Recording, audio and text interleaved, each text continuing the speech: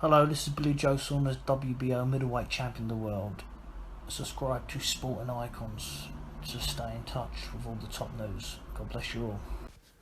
Right, so fight prediction time for Deontay Wilder vs Tyson Fury, part 2, the rematch this Saturday, or if you're here in the UK, early hours of Sunday morning on BT Sport, box office pay-per-view, and of course ESPN and Fox Sports pay-per-view. Now, this fight can go a whole multitude of ways, so I want to give you what I want to happen, and then I'll tell you what I think will happen. What I want to happen is Tyson Fury win. That's it. I don't care if he stinks the place out worse than a Portaloo cabin at a rock festival. I don't know all about them. They stink. Proper stink, right? So I don't care if he stinks the place out like that. If it's the most boring fight in history, a fight that we're never going to want to watch again, I don't care. Get the win. That's all I want to happen. I don't care if he knocks him out, takes him to school. I don't care. Okay, so Tyson Fury win. That's what I want to happen. Now, what do I think will happen? Now, I can argue with myself backwards and forwards as to how this fight will go. Because with Wilder can legitimately knock out Fury in round number 1 or round number 12. None of it would surprise me. And for Tyson Fury to get knocked out, listen, people could say, but in round number 12, when Fury, he was out of shape and he was tired, he got hit with a big shot and he got back up. Absolutely. But again, let's not overlook the fact Wilder was also tired at that point. So how much mustard did he really put into that shot? If Wilder was fresh and caught him with a sweet right punch that they usually does with opponents, would Fury get back up again? I wouldn't be confident at all. So for Fury to win, he's going to have to stay switched on. And if you notice, whenever Fury gets caught or in trouble, it's because he does something stupid. He does something that isn't in his fighting characteristic to do. And then he gets caught for it. And he's only going to go to the well so many times before he gets hit, knocked down, and he won't get back up again. So Fury's going to have to be well and truly switched on to this. Now, I don't believe that he's back to how he was when he fought Vladimir Klitschko. I don't think Tyson Fury will ever be back there. I'd love to be wrong on that one, but I don't think he's quite there yet. But what Tyson Fury managed to do after 2.5 years, sat on the sofa, binge eating, putting gear up his nose, spending all the time in kebab shops, downing pints and pints of alcohol, and managed to go over to Los Angeles and beat Wilder, only to get a decision draw against him. Basically, he got screwed is what happened. So for him to do that, you would automatically presume, okay, well, a slightly improved Fury would be able to school him, take him to school. And in theory, you're absolutely correct, because I don't think that Wilder is going to be a better boxer. He may be more patient, but I think for Wilder to win, he's going to have to be a bit more patient and wait for his time, like he did with Luis Ortiz. Again, with Luis Ortiz, he lost that fight because he got confident, because he started smiling. Wilder has a canny knack of making his opponent feel secure, feel very confident.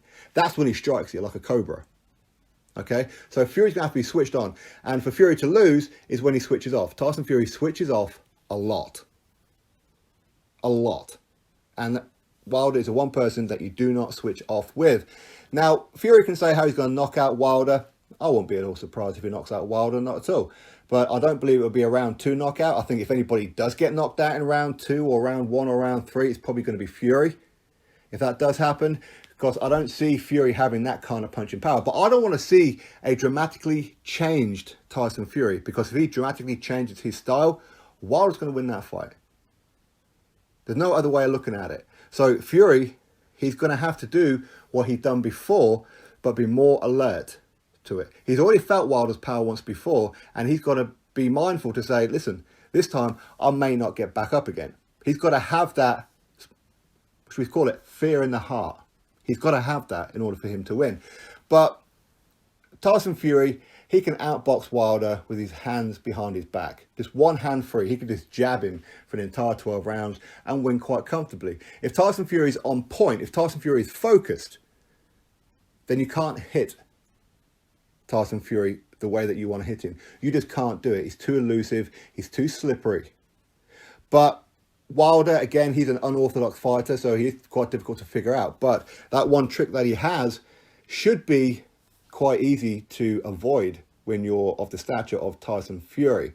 And I think Tyson Fury is going to do very, very well against Wilder in the first half of the fight. And in the second half of the fight, he's then going to stop Wilder. He's then going to put his foot on the gas. And I believe that Tyson Fury will stop Deontay Wilder. I don't care if I'm wrong about that. Usually I'll say something like that. For example, round 7, round 8 for Tyson Fury. And usually I get the rounds wrong. But the prediction will hopefully become correct with a Tyson Fury win. I'm quite happy for Tyson Fury to put an absolute stinker and win on points. I don't care how he does it, as long as he does it. All right? Because if he starts changing his style and starts going for the knockout, while he can knock out Wilder, Wilder isn't great around the whiskers, not at all. But he's going to put himself in danger. When Tyson Fury puts himself in danger, that's when he gets caught. That's Wilder's comfortable zone. But anyway, my prediction is Tyson Fury by round 7, round 8 stoppage.